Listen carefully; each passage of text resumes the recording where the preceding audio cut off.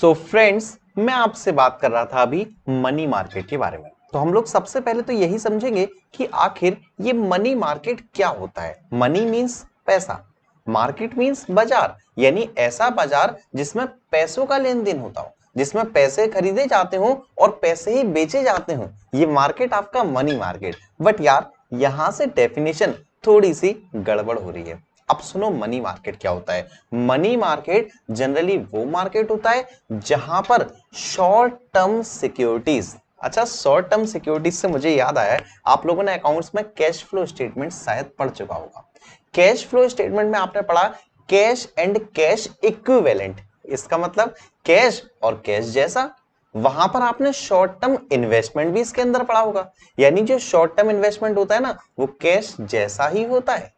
यहां पर भी बेटे हम मनी मार्केट में वही बात कर रहे हैं, कैश एंड कैश इक्विवेलेंट की। यानी यहां पर उन सिक्योरिटीज को खरीदना है, उन सिक्योरिटीज को बेचना है जो कैश जैसी ही होती हैं। कहने का तात्पर्य जो बहुत ही कम समय के लिए, जनरली 1 साल या 1 साल से कम के लिए जो सिक्योरिटीज इश्यू की जाती हैं, उससे बोलते हैं मनी मार्केट। यानी मनी मार्केट के अंदर ऐसे सिक्योरिटीज का सेल और परचेज होता है जिसे आप 1 साल के अंदर या तो पेड कर देते हो या आपको पैसे रिसीव हो जाते हैं।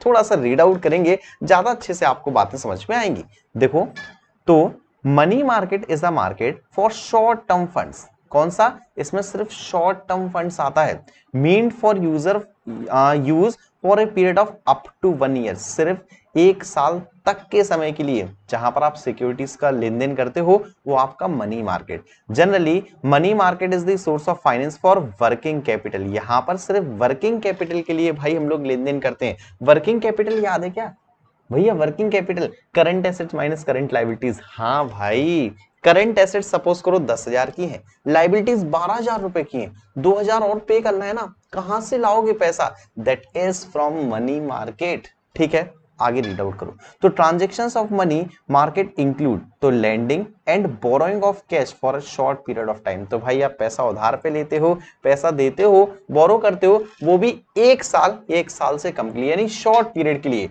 तो also sale and purchase of security having 1 year term.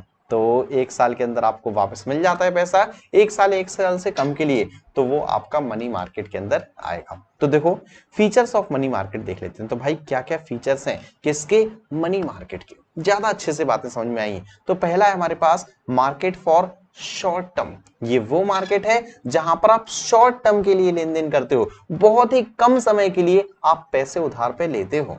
Next है हमारे पास, अच्छा शॉर्ट टर्म का मतलब वापस आप वो समझ गए ना, 1 साल या 1 साल से कम। जनरली शॉर्ट टर्म को हम लोग ऑपरेटिंग साइकिल से भी डिफाइन करते हैं। तो ऑपरेटिंग साइकिल यानी रॉ मटेरियल से फिनिश्ड गुड्स में कब तक कन्वर्ट हो जाता है, वो आपका शॉर्ट पीरियड कहलाता है। Then no fixed geographical location. तो भाई ध्यान रखना, इसकी कोई फिक्स ज्योग्राफिकल लोकेशन नहीं होती है।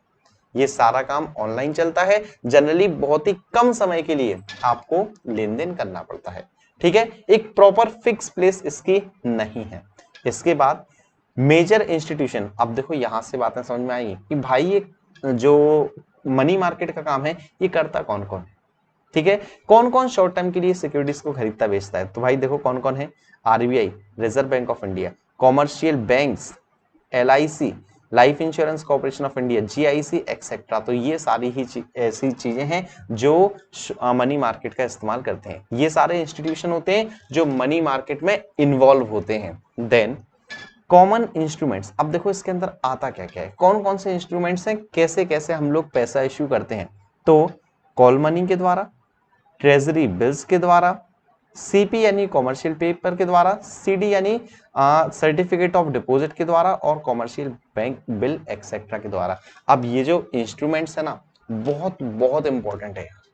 ये instrument examination point of view से भी बहुत बहुत इंपॉर्टेंट है। तो चलो एक काम करते हैं यार, सारे ही इंस्ट्रूमेंट को एक एक से रीड आउट भी करेंगे, एक एक से समझेंगे भी। तो सबसे पहला है हमारे पास कॉल मनी। देखो नाम से क्या पता चला है, कॉल मनी, भैया कॉल करो पैसे आ जाएंगे। नहीं भाई, कॉल मनी मींस वो मनी जो जनरली 1 या 2 दिन के लिए ही इश्यू किया जाता है। अब आप कह रहे हो सर सिर्फ 1 या 2 दिन के लिए, ऐसी कौन सी विपत्ति आन पड़ती है यार? देखो जनरली क्या होता है, जब एक बैंक के पास कैश की शॉर्टेज हो जाती है तो वो दूसरे बैंक से कुछ उधार पे ले लेता है कैश। तो नेक्स्ट डे जैसे ही उनका कैश व्हीकल आती है वो वापस से कैश जमा कर देते हैं। तो बैंक क्या करता है, जनरली एक दिन के लिए दूसरे बैंक से कैश उधार पे लेता है, उसे बोलते हैं कॉल मनी। इसमें जो हमारे संडे हैं या जो अदर पब्लिक हॉलीडेज हैं वो आपके एक्सक्लूड किए जाते हैं, वो इंक्लूड नहीं किए जाते हैं। चलो थोड़ा सा रीड आउट भी करते हुए चलेंगे क्योंकि काफी इंपॉर्टेंट है। तो द मनी बोरोड और lent on demand for a short period which is generally one day, या सिर्फ एक दिन के लिए पैसा उधार ले रहे हो, संडे और अदर हॉलीडे है वो आपका एक्सक्लूड किया जाएगा इस पर्पस के लिए। Mostly bank use call money. Mostly भाई कौन यूज करेगा, ध्यान रखना बैंक। बाकी तो बातें आप लोग रीड कर लोगे कि भाई जब बैंक के पास पैसे की कमी पड़ती है तो दूसरे बैंक से उधार पे ले लेता है। चलो सेकंड पॉइंट, बहुत इंपॉर्टेंट पॉइंट, और भाई काफी बार एग्जाम में आपसे पूछा गया है, वो है आपका ट्रेजरी बिल। इसे शॉर्ट में टी बिल्स भी बोलते हैं। तो अब होता क्या है वो सुनो। जो ट्रेजरी बिल्स होते हैं वो रिजर्व बैंक ऑफ इंडिया के द्वारा इशू किए जाते हैं। किसके द्वारा, रिजर्व बैंक ऑफ इंडिया के द्वारा इशू किए जाते हैं, वो भी गवर्नमेंट के बिहाफ पे। गवर्नमेंट बोलेगी, आरबीआई इशू करेगी। अब भाई क्यों आरबीआई क्यों इशू करती है, देखो ये बिल जनरली क्या होता है, जब गवर्नमेंट को, सुनिएगा बात, जब गवर्नमेंट को शॉर्ट टर्म के लिए पैसों की आवश्यकता पड़ती है, जरूरत किसको है, सरकार को, तो सरकार क्या करती है, कॉमर्शियल बैंक से, जनरल पब्लिक से पैसा उधार लेती है। जो पैसा उधार लेती है ना वो लेती है ट्रेजरी बिल्स के द्वारा। किसके द्वारा इशू किया जाता है, ये इशू किया जाता है रिजर्व बैंक ऑफ इंडिया के द्वारा। इसका जनरली जो मैच्योरिटी टाइम पीरियड होता है वो 14 डेज से 365 डेज होता है। 14 डेज से 365 डेज से कम का होता है, ठीक है। तो यहां पर इसलिए लिखा होगा 364 डेज। अब ये कैसे इशू किया जाता है जनरली वो समझो जरा। देखो गवर्नमेंट ने कहा भाई पैसों की जरूरत है, वो तो है ही, गवर्नमेंट डायरेक्ट थोड़ी पैसे मांगेगी। गवर्नमेंट ने कहा भाई, गवर्नमेंट ने आरबीआई के द्वारा कहलवाया। आरबीआई जनता से कहती है कि हम एक बिल इशू कर रहे हैं, हम एक पब्लिक को बिल इशू कर रहे हैं। बिल हम बेच तो रहे हैं 700 रुपए में, नहीं 700 तो कम बोल दिया, बिल हम बेच तो रहे हैं 900 रुपए में। कितने में बेच रहे हैं बिल, 900 रुपए में, यानी हम 1000 रुपए का बिल 900 में बेच रहे हैं। जिसे खरीदना हो खरीद लो, और वापस हम 1 साल के अंदर ही आपसे ले लेंगे, और जब वापस देंगे ना तो आपको 1000 रुपए पूरे देंगे। तो भाई जब हम, पार रेट है हमारी आपकी 1000, बिल कितने का है, 1000 का, तो जब हम डिस्काउंट पे इश्यू करते हैं तो 900 पे इश्यू किया, वापस कितने देगी सरकार, 1000 रुपए, पार पे वापस करते हैं, उसे बोलते हैं ट्रेजरी बिल्स।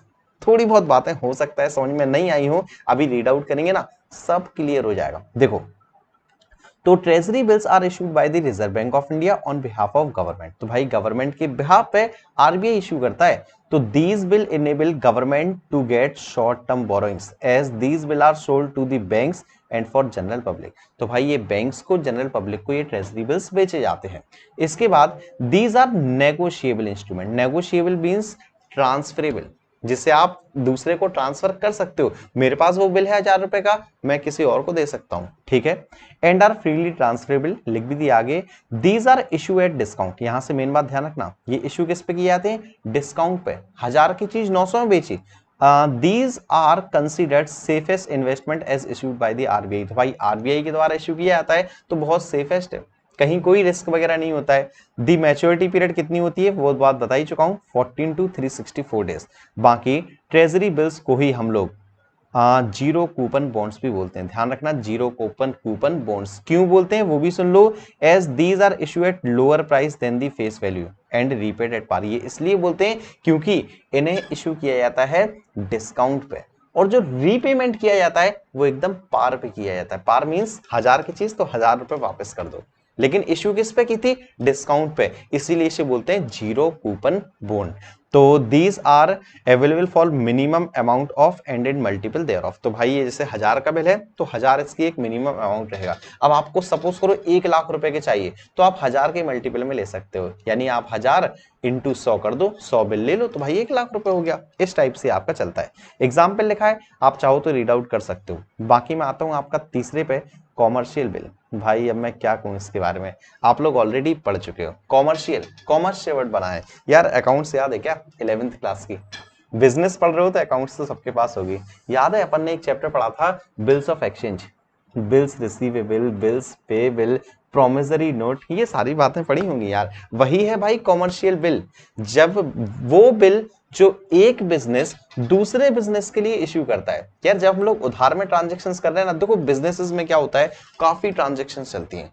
और यार कैश में ट्रांजेक्शन्स करेंगे तो भाई कैश कितना आप यहां से वहां करते रहोगे।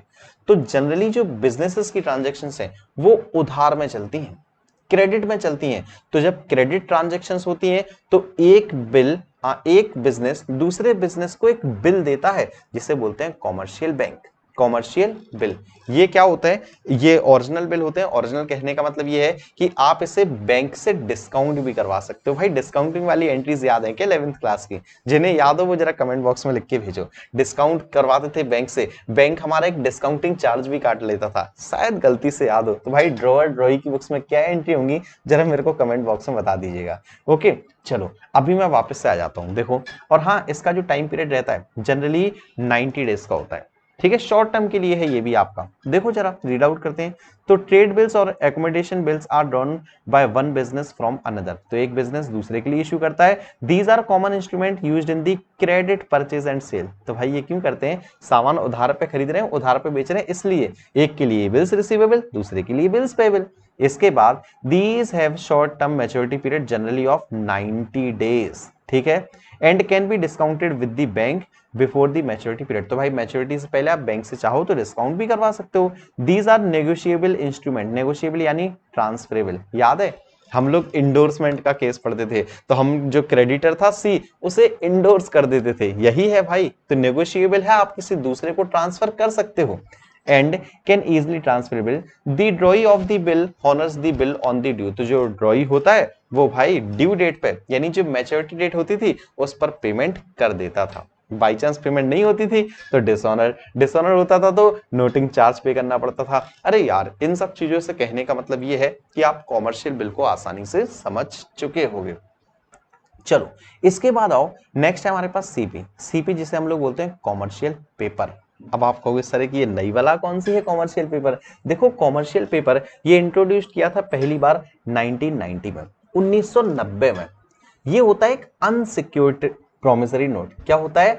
अनसिक्योर्ड। अनसिक्योर्ड का मतलब देखो, एक होते हैं सिक्योर्ड। सिक्योर्ड मींस जिसके ऊपर कोई ना कोई एसेट एज अ सिक्योरिटी के तौर पर रखी होगी। सिक्योरिटी के तौर पे कोई एसेट रखी होगी कि बाई चांस कंपनी पे नहीं करेगी तो भाई एसेट बेच के पैसे मिल जाएंगे। अनसिक्योर्ड का मतलब जिसके ऊपर कोई भी एसेट गिरवी नहीं रखी होगी।